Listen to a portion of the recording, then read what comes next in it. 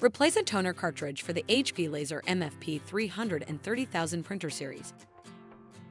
If the printer toner levels are running low and no longer yield good print quality, replace the toner cartridge with a new one.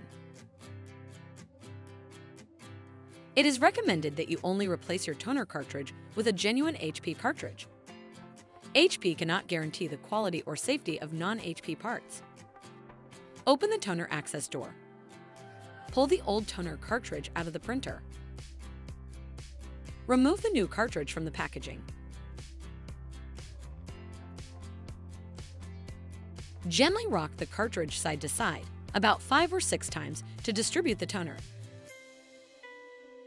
Remove the tape and the protective cover from the toner cartridge.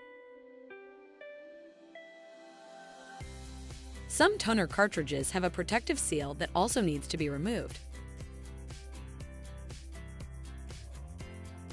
Hold the toner cartridge by the handle and slowly insert the cartridge into the printer. Close the toner access door.